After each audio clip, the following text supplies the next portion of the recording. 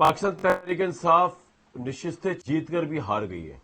اور وہ ہاری کیوں ہے وہ آپ ان کی اپنی پارٹی کے جو کارکن ہیں ان کی زبانی سن لیں، کیونکہ ان کے نزدیک پارٹی جو ہے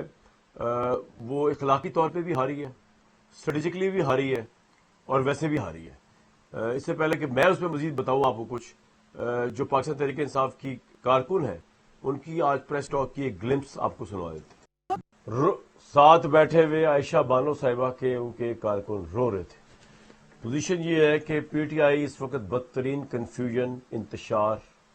اور ڈویژنس کا شکار ہے، اور اس کی سب سے بڑی وجہ عمران خان صاحب کا یہ فیصلہ ہے کہ ان کو یہ لگتا ہے کہ ان کے بغیر معاملہ چلے گا نہیں،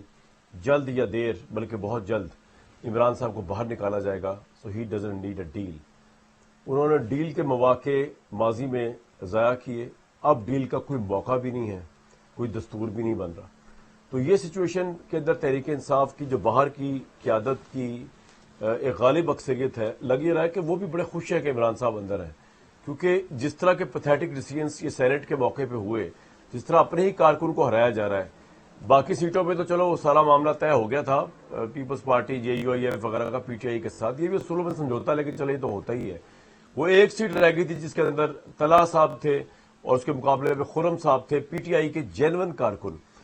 ان کا وہاں مقابلہ تھا کیونکہ انہوں نے بیٹھنے سے انکار کر دیا، پی ٹی آئی نے کوئی کارکن اپنا کوئی بندہ کھڑا ہی نہیں کیا تھا۔ لیکن پی ٹی آئی نے چال جو چلی وہاں پہ کے پی کے اندر وہ یہ کہ انہوں نے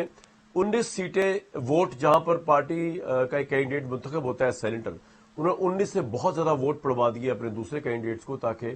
جو خرم صاحب کارکن ہیں وہ طلحہ کے مقابلے میں بادی النظر میں مبینہ طور پر ہار جائے، اور طلحہ صاحب 19 سے بھی کم 17 ووٹ لے کر بھی کامیاب ہو گئے، جو پیپلز پارٹی کے طلحہ صاحب۔ پھر مرزا افریدی صاحب،